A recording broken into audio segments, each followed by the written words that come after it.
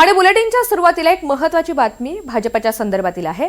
महापौर पद आणि स्थायी समितीच्या अध्यक्षता पदाबाबत शिंदेंच्या दाव्यावर भाजप नाराज असल्याची माहिती सूत्रांनी दिली आहे। माहितीवर मुंबईकर जनतेने दाखवलेल्या विश्वासानंतर लगेच शिंदे याकडे दबाव राजकारण होत असेल तर योग्य नसल्याचं भाजप नेत्यांचं म्हणणं आहे।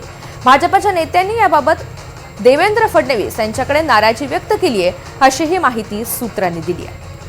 अधिकची माहिती जाणून घेऊयात। सागर कुलकर्णी आपल्या सोबत आहेत। सागर, एकंदरीतच भाजपच्या नेत्यांनी जी नाराजी व्यक्त केलेली आहे त्यामध्ये कोणते मुद्दे पाहायला मिळतात? मुळात एकनाथ शिंदेंच्या पार्टीकडनं मुंबईमध्ये महापौर किंवा पर्यायी स्थायी समितीमध्ये महत्वाची पदं मागण्यात येत आहेत, अशी जोरदार चर्चा आहे।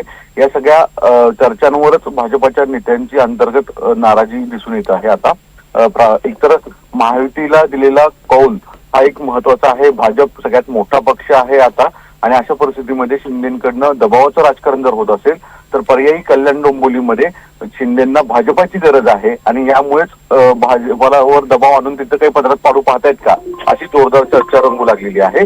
आपल्याला माहित आहे की यापूर्वी ज्यावेळेस भाजप आणि शिवसेना हे एकत्रित होते त्यावेळेस शिवसेनेचे सर्वाधिक नगरसेवक असल्यामुळे त्यांच्याकडे महापौर आणि स्थायी समिती अशी महत्वाची पदं होती।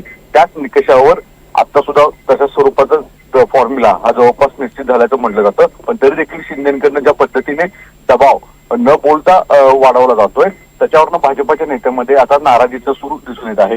कुठे ना कुठेतरी शिंदेची हा दबावाचं राजकारण भाजपमध्ये नाराजीचा सूर एक महत्वाचं कारण आहे असं म्हटलं जातं।